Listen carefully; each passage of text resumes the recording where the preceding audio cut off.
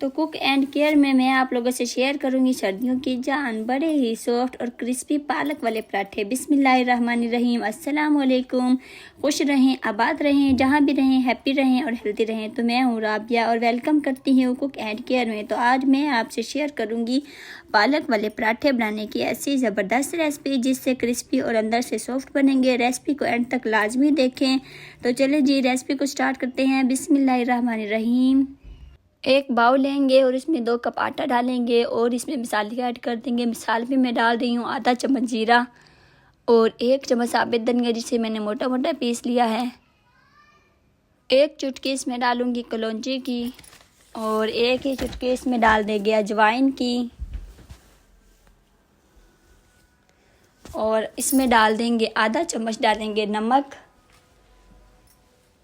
और आधा चम्मच इसमें डालूंगी लाल मिर्च मोटे वाली पीसी हुई जो होती है और आधा चम्मच इसमें हल्दी का डाल देंगे।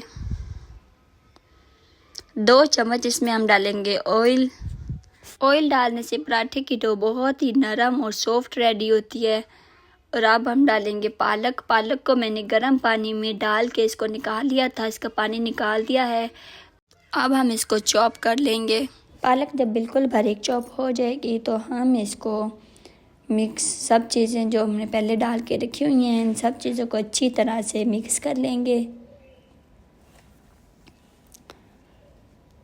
पालक अब हम इसमें ऐड कर रहे हैं और इन सब चीज़ों को चम्मच से पहले मिक्स कर लेंगे, मसाले को और पालक को।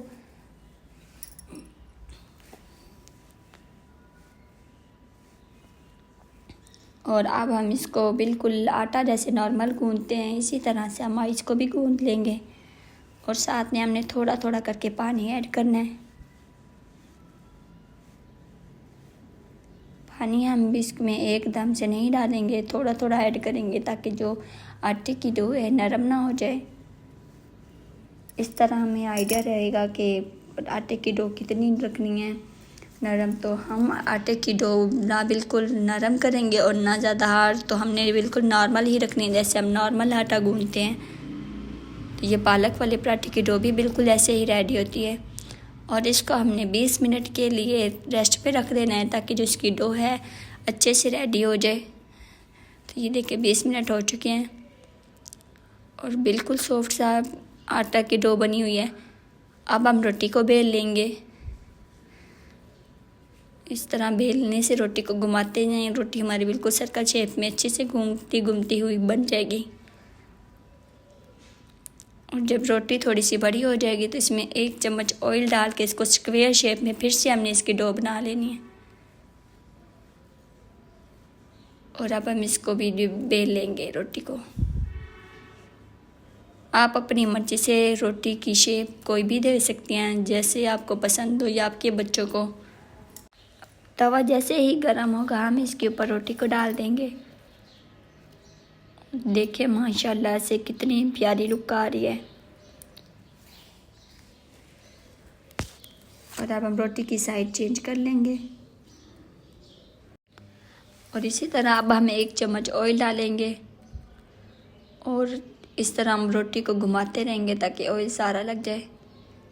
देखिए रोटी कितनी मज़े की लग रही है, इसकी खुशबू बहुत ही मज़े की आती है। जब ये पालक वाले पराठे बनते हैं ना तो पूरे घर में इसकी खुशबू फैल जाती है।